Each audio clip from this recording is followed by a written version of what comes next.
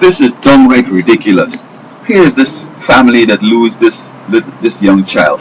He's eating in the cafeteria, chokes on a meatball, and there's nobody around who understand how to relieve choking. I mean, that's the Heimlich maneuver, something like that, where you grab and you squeeze, or you give a force to the lungs, eventually, or the diaphragm that's gonna, create a force and push the thing out, or push your hand the guy's mouth and take it out.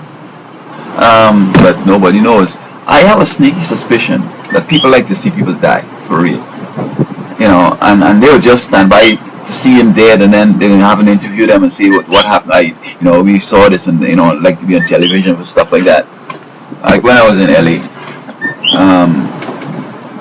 there was a car chase, and I was recycling cardboard, so I had my knife out cutting the cardboard. So I approached the police to talk to him what's going on, and this guy is watching and just waiting for the police to shoot me. You know what I mean? And say I was attacking him. When he could have said, "Hey, bro, put on the knife if you're gonna approach that police, because you might think that you're coming to attack him." He wouldn't even do that.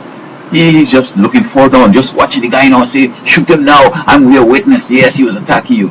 People like that. Or they see a fight going on, and somebody takes out the knife, and they encourage him. Yes, cut it, stab him. Yeah, do it. Yeah. And then this guy end up in death row and so forth. People have to be responsible, or somebody has to be responsible.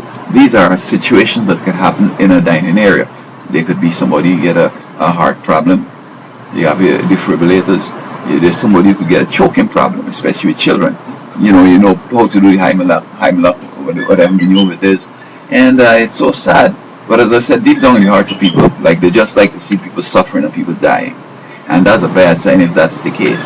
I hope this is not the case, and I hope that the school district and all across the country will look at this and say, we really need to have people who understand or discuss it with everybody, because it just takes 4 minutes to brain dead, and the nearest person could just go and give a good squeeze to the midsection, and out comes the thing, and everything is good. First aid, how to do CPR.